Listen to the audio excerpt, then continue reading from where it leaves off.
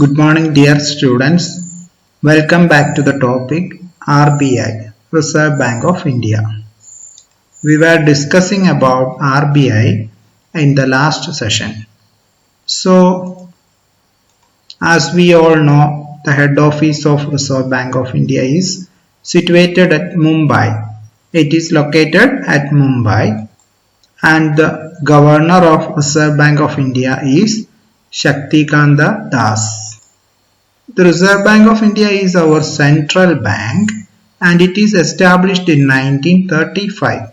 1935-ലാണ് RBI establish ചെയ്തത്.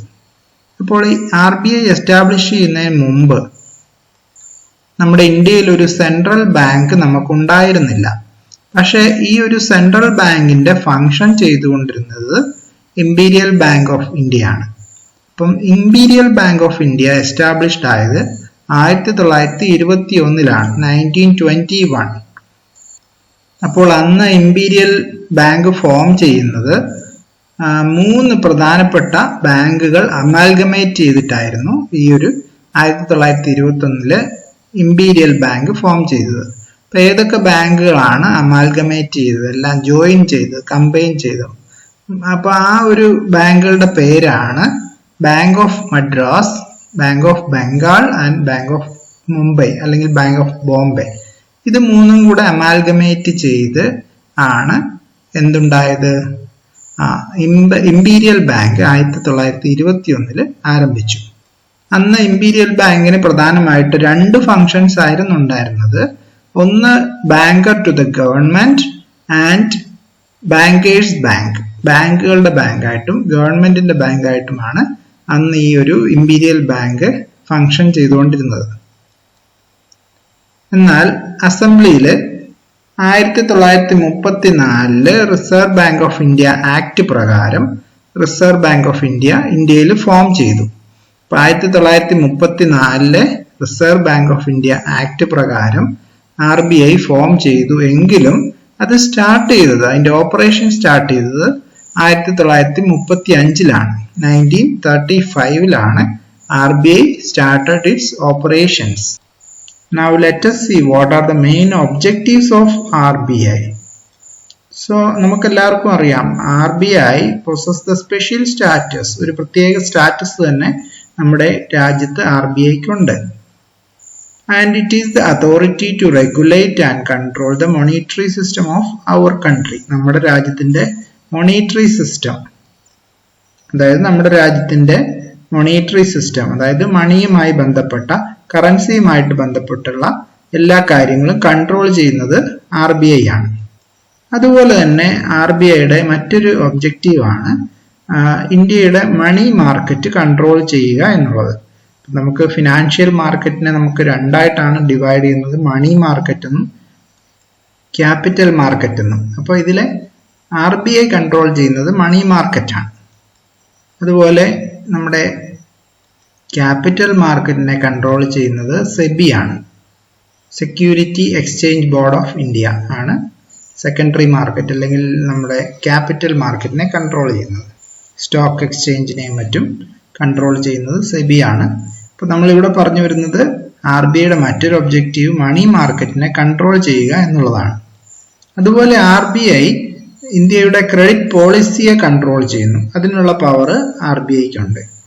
അതുപോലെ തന്നെ RBIയുടെ മറ്റൊരു പ്രധാനപ്പെട്ട ഫംഗ്ഷൻ ആണ് regulate the banking system of our country. നമ്മുടെ രാജ്യത്തെ ബാങ്കിങ് സിസ്റ്റത്തിനെ കൺട്രോൾ ചെയ്യുന്നു. സോ ഇതൊക്കെയാണ് RBIയുടെ മെയിൻ ആയിട്ടുള്ള ഒബ്ജക്റ്റീവ്സ്. Then organisation.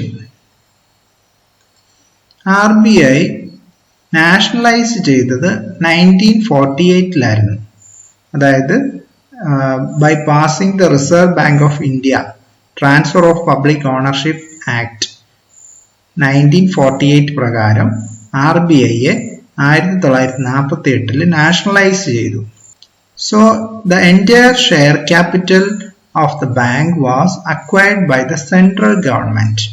അപ്പോൾ അതിനുശേഷം ഈ ഒരു ആക്ട് പ്രകാരം RBIയെ നാഷണലൈസ് ചെയ്തപ്പോൾ RBIയുടെ കംപ്ലീറ്റ് ആയിട്ടുള്ള ഷെയർ മാർക്കറ്റും ആര് അക്വയർ ചെയ്തു? സെൻട്രൽ ഗവൺമെന്റ് അക്വയർ ചെയ്തു. സോ അതിനുശേഷം ജനുവരി 1 മുതൽ RBI സ്റ്റേറ്റ് ഗവൺമെന്റിന്റെ കൺട്രോളിൽ വർക്ക് ചെയ്യാൻ തുടങ്ങി, അല്ലെ ഫങ്ഷൻ ചെയ്യാൻ തുടങ്ങി. ഇനി നമുക്ക് RBIയുടെ മാനേജ്മെന്റ് ആൻഡ് കോൺസ്റ്റിറ്റ്യൂഷൻ നമുക്ക് നോക്കാം. ഇപ്പൊ RBI board, the board is constituted by 4 directors, opting for 4 directors from the central board as the member for a term of 2 years. Is chaired by the governor. Governor ആണ് chairman ആയിട്ടും. അതുപോലെ 2 വർഷത്തേക്ക് ഈ ഒരു central ബോർഡിലേക്ക് ഡയറക്ടേഴ്സിനെ opt ചെയ്യുന്നു. 4 ഡയറക്ടേഴ്സിനെയാണ് opt ചെയ്യുന്നത്. അതുപോലെ തന്നെ the deputy governor of the reserve banks are ex officio members. Deputy governor's ആയിട്ട് എക്സ് ഒഫീഷ്യോ മെമ്പേഴ്സിനെയാണ് അവിടെ കോൺസ്റ്റിറ്റ്യൂട്ട് ചെയ്യുന്നത്. One deputy governor, usually the deputy governor in charge of banking regulation and supervision is nominated as the vice chairman of the board. ഇപ്പം ബോർഡിന്റെ vice chairman ആയിട്ട് deputy governor in charge, എന്തിന്റെയാണ്? In charge of banking regulation and supervision. So അതുപോലെ തന്നെ the organizational structure of RBI consists of central board and local boards. Central ബോർഡും local ബോർഡ്സും ചേർന്നാണ് RBIയുടെ organisation structure എന്ന് പറയുന്നത്. അപ്പൊ അതിൽ സെൻട്രൽ ബോർഡിൽ the affairs of RBI are controlled by the central board of directors which consist of 20 members. 20 പേരടങ്ങിയ 20 അംഗങ്ങളുള്ള ഒരു ബോർഡിനെയാണ് നമ്മൾ സെൻട്രൽ ബോർഡ് എന്ന് പറയുന്നത്. It includes the governor, not more than 4 deputy governors and 15 directors. Then let us see local boards. Local board എന്ന് പറയുന്നത് central board കൂടാതെ there are local boards for 4 regions. പ്രധാനമായിട്ട് 4 ഏരിയയ്ക്ക് ഈ ലോക്കൽ ബോർഡ്സ് ഉണ്ട്. നമ്മുടെ ഇന്ത്യയിലെ കൺട്രിയിൽ 4 ഏരിയകൾ. അത് ഏതൊക്കെയാണെന്ന് നോക്കാം. മുംബൈ, ഹെഡ് ക്വാർട്ടർ ആയിട്ടുള്ള Mumbai, then Calcutta, Madras and new Delhi. And each local board consist of 5 members. ഈ ലോക്കൽ ബോർഡിൽ 5 മെമ്പേഴ്സ് ആണ് ഉള്ളത്. സോ ഇതാണ് RBIയുടെ ഓർഗനൈസേഷണൽ സ്ട്രക്ചർ എന്ന് പറയുന്നത്. Now let us see which are the main departments of Reserve Bank of India. RBIയുടെ പ്രധാന departments ഏതൊക്കെയാണെന്ന് നമുക്ക് നോക്കാം. ഓരോ ഫങ്ഷൻസ് ചെയ്യുന്നതിന് വേണ്ടി RBIയുടെ കുറെ അധികം ഡിപ്പാർട്ട്മെന്റ്സ് ആയിട്ട് RBI ഫങ്ഷൻ ചെയ്യുന്നു. അപ്പം അതിലെ പ്രധാനപ്പെട്ട ഒരു 10-16 ഡിപ്പാർട്ട്മെന്റ്സ് ആണ് നമ്മളിപ്പോൾ ഇവിടെ കാണാൻ പോകുന്നത്. ഫസ്റ്റ് ഡിപ്പാർട്ട്മെന്റ് ആണ് ഇഷ്യൂ ഡിപ്പാർട്ട്മെന്റ് എന്നാണ് അതിനെ പറയുന്നത്. ഇപ്പൊ ഇഷ്യൂ ഡിപ്പാർട്ട്മെന്റ് എന്ന് പറയുമ്പോൾ നമുക്കറിയാം ബാങ്ക് നോട്ട്സിനെ ഇഷ്യൂ ചെയ്യുക, അതിനെ മാനേജ് ചെയ്യുക എന്നുള്ളതാണ് ഇഷ്യൂ ഡിപ്പാർട്ട്മെന്റിന്റെ main function. The main function of this department is issue and destruction of bank notes and their management. Issue ചെയ്യുക മാത്രമല്ല, അതിനെ നശിപ്പിച്ചു കളയാനുള്ള പവർ RBIയുടെ ഈ ഒരു ഇഷ്യൂ ഡിപ്പാർട്ട്മെന്റിലാണ്. ഇപ്പോൾ കറൻസി ബാങ്ക് നോട്ട്സ് ഇഷ്യൂ ചെയ്യുന്നു, അതിനെ അതുപോലെ തന്നെ ആവശ്യമില്ലാത്തത് നശിപ്പിച്ചു കളയുന്നു. ഇതാണ് മെയിൻ ആയിട്ട് ഇഷ്യൂ ഡിപ്പാർട്ട്മെന്റിന്റെ function. Then banking department, it is concerned with ordinary central banking function. അപ്പൊ ഇത് RBIയുടെ സെൻട്രൽ ബാങ്കിങ് ഫംഗ്ഷൻ ചെയ്യുന്ന ഡിപ്പാർട്ട്മെന്റ് ആണ്. ബാങ്കേഴ്സ് ബാങ്ക് എന്നൊക്കെ നമ്മൾ പറഞ്ഞു, അതുപോലെ തന്നെ ഗവൺമെന്റ്സ് ബാങ്ക്. സോ ഇങ്ങനെയുള്ള ബാങ്കിങ് ആക്ടിവിറ്റീസ് ഒക്കെ ഈ ഡിപ്പാർട്ട്മെന്റിലാണ് നടക്കുന്നത്, അതായത് ബാങ്കിങ് ഡിപ്പാർട്ട്മെന്റ്. ദെൻ അടുത്തതാണ് department of currency management. It is related with the forecasting of the long-term requirement of the currency. കറൻസിയുടെ ഭാവിയിലെ വളരെ ദീർഘകാല വീക്ഷണത്തോടുകൂടി കറൻസി എങ്ങനെ ഉപയോഗിക്കുന്നു, അല്ലെങ്കിൽ അതിന്റെ ഉപയോഗം എത്ര എന്നുള്ളതിനെ കുറിച്ച് ഫോർകാസ്റ്റ് ചെയ്യുന്ന ഒരു ഡിപ്പാർട്ട്മെന്റ് ആണ് കറൻസി മാനേജ്മെന്റ് ഡിപ്പാർട്ട്മെന്റ് എന്ന് പറയുന്നത്. Then next is Department of Expenditure and Budgetary Control. So this department prepares bank's budget. It also monitor the expenditure incurred by the different units. Different unitsൽ വന്ന ചെലവുകളുടെ കാര്യങ്ങൾ monitor ചെയ്യുന്നു, വീക്ഷിക്കുന്നു. അതുപോലെ തന്നെ this department prepare bank's budget. ബാങ്കിന്റെ budget ഒക്കെ prepare ചെയ്യുന്നതും ഈ department ആണ്. ഇതൊക്കെയാണ് department of expenditure and budgetary control എന്ന് പറയുന്നത്. So the next department is department of government and bank accounts. So this department is related with maintenance and supervision of bank account of issues and banking departments. അപ്പോൾ ഇവിടെ പ്രധാന functions എന്ന് പറയുന്നത് maintenance and supervision of bank accounts of issue and banking department.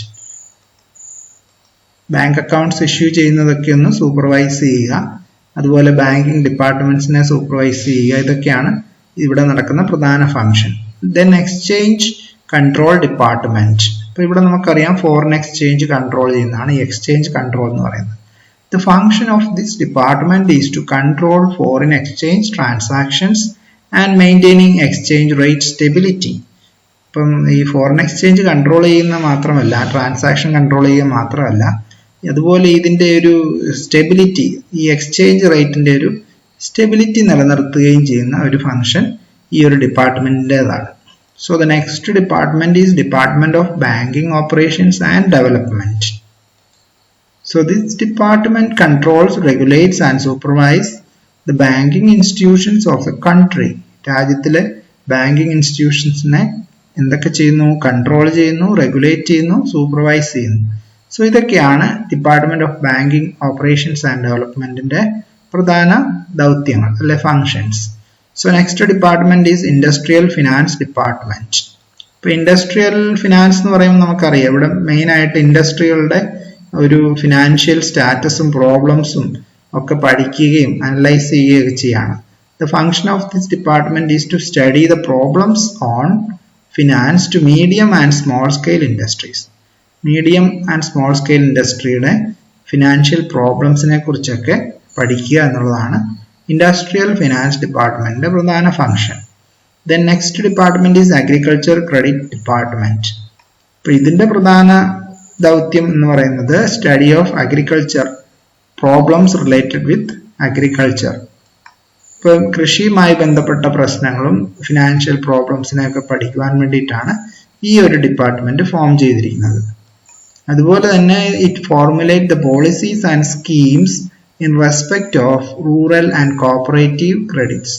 Rural and cooperative ക്രെഡിറ്റ്സിന് വേണ്ടിയിട്ട് പ്രത്യേക ഫോർമുലകളും പോളിസികളും ഒക്കെ സ്കീമുകളും ഒക്കെ പ്രിപ്പയർ ചെയ്യുക എന്നുള്ളതും നമ്മുടെ ഈ ഒരു അഗ്രികൾച്ചർ ക്രെഡിറ്റ് ഡിപ്പാർട്ട്മെന്റിന്റെ ഫംഗ്ഷൻ ആണ്.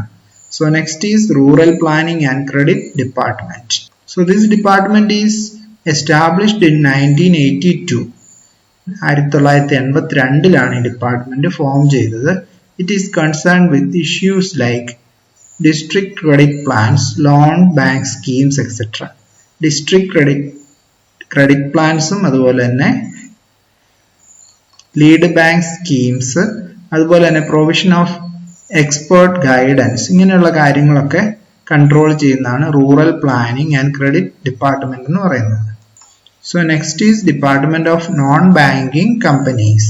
ഇപ്പൊ ഈ ഡിപ്പാർട്ട്മെന്റ് നോൺ ബാങ്കിങ് കമ്പനികൾ ഇൻസ്പെക്ഷൻ നടത്തുകയും അതുപോലെ തന്നെ ഈ നോൺ ബാങ്കിങ് കമ്പനികളുടെ അൺസെക്യൂർഡ് ആയിട്ടുള്ള ലോൺസിനെയും ഡെപ്പോസിറ്റിനെയും ഒക്കെ കൺട്രോൾ ചെയ്യുവാൻ വേണ്ടിയിട്ടാണ് ഈ ഡിപ്പാർട്ട്മെന്റ് രൂപപ്പെട്ടിരിക്കുന്നത്.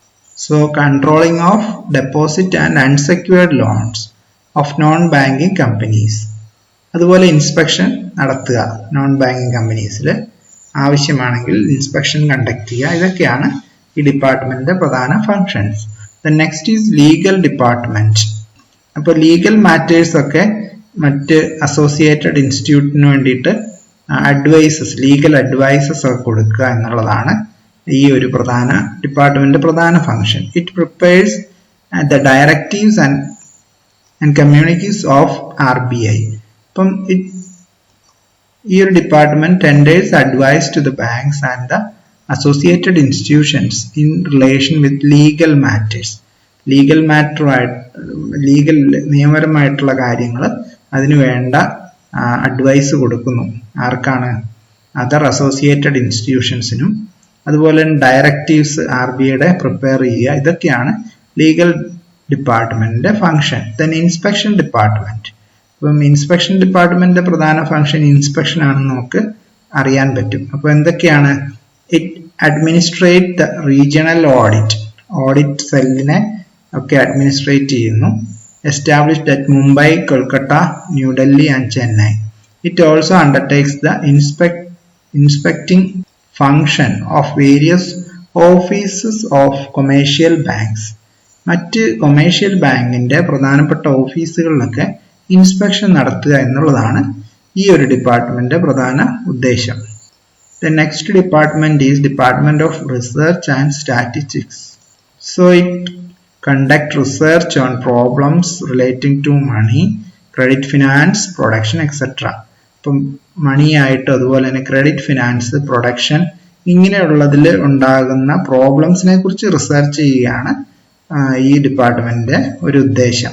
അതുപോലെ it collect statistics related to the various sections of economy and publishes from time to time. അപ്പോൾ ഇത് ഈ എക്കണോമിയിൽ ഉണ്ടാകുന്ന നമ്മുടെ എക്കണോമിയിലെ വേരിയസ് സെക്ടേഴ്സിന്റെ സ്റ്റാറ്റിസ്റ്റിക്സ് കളക്ട് ചെയ്ത് അതിനെ പബ്ലിഷ് ചെയ്യുക, ടൈം ടു ടൈം പബ്ലിഷ് ചെയ്യുക എന്നുള്ളതും കൂടെ ഈ ഡിപ്പാർട്ട്മെന്റിന്റെ ഒരു പ്രധാന ഫംഗ്ഷൻ ആണ്.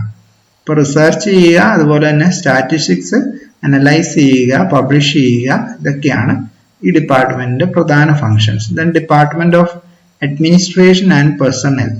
സോ അഡ്മിനിസ്ട്രേഷനും പേഴ്സണൽ എന്ന് പറയുമ്പോൾ നമുക്കറിയാം HRM ആയിട്ടുള്ള കാര്യങ്ങളാണ്, ഹ്യൂമൻ റിസോഴ്സിനുമായി ബന്ധപ്പെട്ടതാണ് പേഴ്സണൽ. അഡ്മിനിസ്ട്രേഷൻ എന്ന് പറയുമ്പോൾ ഓവറോൾ ആയിട്ടുള്ള പ്രധാന ഫങ്ഷൻസ് ആയിട്ടുള്ള recruitment, then sanctioning the number of staff, formulation of promotion policy, then conduct of discipline, pay scale and other terms, conditions of service of staff, etc. So ഇത്തരത്തിലുള്ള കാര്യങ്ങളൊക്കെ കൈകാര്യം ചെയ്യുന്നതാണ് department of administration and personal. Then last department ആണ് RBI service board എന്നാണ് പറയുന്നത്. It deals with recruitment and selection of officers and supervisory staff in the Reserve bank. Reserve ബാങ്കിലേക്ക് വേണ്ട ആരെയൊക്കെയാണ്?